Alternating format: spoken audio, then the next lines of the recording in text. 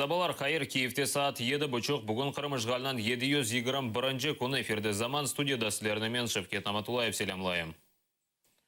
Жанкойда ерлешкен Элиф адлы бала мерkezінде Кенеде Тешкіров кечіргенлер. Бұл сефер прокуратура қадимлері келген. Меркез елбашылығындан оқув программасы или весиқаларны талап еткенлер. Санки біревлер меркез фалиетіне шикайет еткен. Кечкен сене күзде açılған мерkezге енді екінші кере апансыздан Тешкіровнен келгенлер. Кечкен сефересе тінтувді кечіргенлер. Январынан 27-сінде Элифке ФСБ таққат комитеті прокуратура СЭС қадимлері келді. Тинтув девамында балалар үшін қоланылған китапларны алдылар. Меркез елбасшыларны есе прокуратураға сұрауға чағырдылар.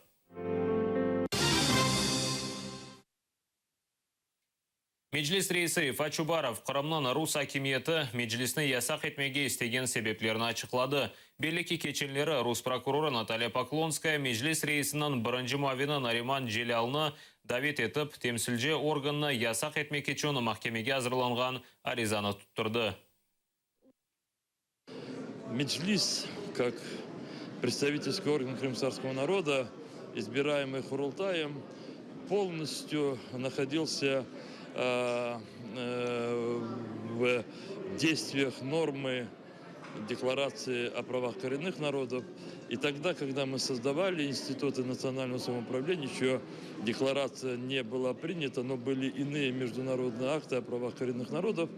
Проще говоря, оккупационные власти сегодня запрещают право крымско-татарского народа говорить своим голосом. То, что сегодня оккупационная власть расправляется с меджлисом, избираемым самими крымскими татарами национальным органом и в соответствии с международным правом, часть экспертов видит то, что Россия готовится к более худшим действиям по отношению к крымским татарам.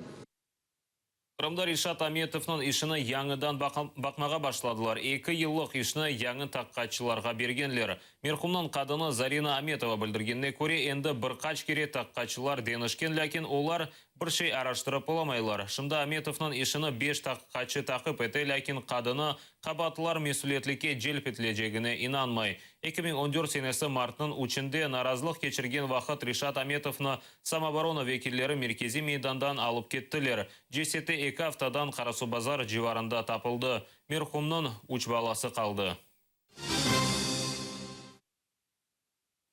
Қырымда арби техника юрушы Түркия, Русия арасындаки женке азырланмасынен бағлыдыр. Бұл ақта Эхо Москвы эфирінде Русиялы арби эксперт Павел Фельгенгауэр білдірді. Оның сөздеріне көре женг башланса, ойым Русия емді Түркия топрақларында кечіріле біле. Бірінші чатышма Сурияде башлай біле. Начались внезапная проверка, большая мобилизация сил, и силы двигаются на юг, концентрируются в Крыму. Я не думаю, что это против Украины. Крым не подходит очень хорошо, в общем, для операции против Украины. И вообще украинский генштаб, наш генштаб, негласно объяснил, что это не против вас. Значит, кто еще остается? Турция. Полномасштабная турецко-российская война, которая включит и Черноморский весь регион, включая и побережье России, то есть Сочи, Новороссийск, может быть, Севастополь. Возможно, что-то произойдет в Армении, Карабах. А это все может уже разрастись, конечно, в общеевропейскую войну, которая, в принципе, может перейти в ядерную. Ишнен мемнун дегелер, ләкин истифаға yolлап оламадылар. Арсений Яценюк баш назир вазифесінде қала. Вазифесінден бошатмақ үшін ең азындан 226 депутатынан рейі керекеді, ләкин тек 197 миллетвекил қол тұтты. Евелесі депутатлар чоқлықнен Яценюк акимиетнің ишінен мемнун олмағанларыны білдірділер. Енді есе назирлер шурасының бұ теркібі ең азындан сентябрь айына қадар чалышы жақтыр. Ярым ел девамында юқары шурасы бұл меселеге қайтмаға аққы yok. Яценюк өзі де кете біле рей беруге бір қач саат қалғанда бұл ақта оңа президент теклиф етті, ләкин Яценюк депутатларының фікіріні діңнемеге істеді. Яценюкны истифаға yolламақ үшін коалиция азалары да қошылды. Шымды есе олар бұл акимиетте насыл чалышажақларыны білмейлер. Истифаға yolлап оламадылар, ләкин бұл акимиетке енді ішаншылары да yok. Ми втримали цю Україну. І я прошу, щоб ви це поважали. Шановні народні депутати, ми залишаємо країну. з повною казною, з озброєним українським військом, з списаними боргами, з виплаченими зарплатами і пенсіями. Я прошу парламент прийняти сьогодні рішення про майбутню долю країни і поставити резолюцію недовіри уряду на голосування. Ми з честю і гідністю передамо уряд новому прем'єру. 247. Парламент прийняв рішення визнати незадовільною роботу уряду в 2015 році. Прем'єр-міністр має зробити висновки. Все в його руках. Він може піти в відставку сам, він може запропонувати створити нову більшість і новий уряд. Все зараз знаходиться в розпорядженні прем'єр-міністра Яценюка. Результати сьогоднішнього голосування, які формально не призвели до відставки уряду, тим не менше продемонстрували, цей уряд уже не має підтримки парламенту. Зберігся цей уряд голосами колишньої партії регіонів і голосами фракції Арсенія Петровича Яценюка «Народний фронт». Це настільки очевидно, що нікому це пояснювати не потрібно. Коаліції демократичної просто ніколи і не було. Правила країною оця кулуарна кланова політична змова. Украина Юқары Шурасында Қырым ишғалының еллығына бағышланған «Там, где дети спят» адлы сергісі açıldı. Бұл ханы ярмада ишғалының етуінің 2 еллығына бағышладылар. Экспонатлар Украин ве Қырым татар медениетінде олған бағны көстере. Сергеде белі ұсталар Рустем Скибин, Владимир Будников, Олег Тистола, Николай Маценко ве дигерлерінің ішіні көрмек мүмкіндір. Ұсталар өз ешлерінде Украинада олған вақияларны көстермеге тырышқанлар. Эта выставка – это часть большого проекта, который мы презентовали этой осенью в Мистецком арсенале, там, где дети сплят. Это такой достаточно уникальный проект, в котором объединились наши очень известные украинские живописцы и художники по керамике. В таком симбиозе творческих поисков живописцев и умения наших керамистов родились произведения искусства, которые раньше никогда не были на рынке современного украинского искусства.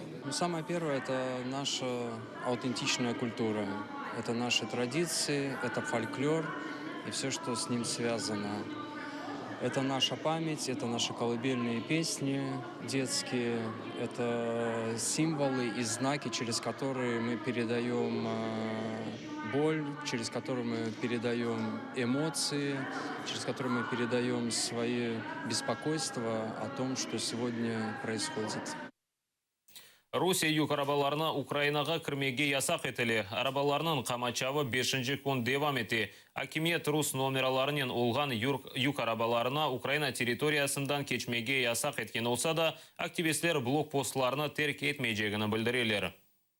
Ми діємо, власне, по максимуму правовому полі, бо тому що нас і так дискредитують кожного дня. Відповідно, я запропонував керівництву обласної поліції, щоб вони нам надали пост, щоб уповноважені особи могли перевіряти. Поки що того немає, стоять правоохоронці, але вони поки не беруть участі в власній блокаді.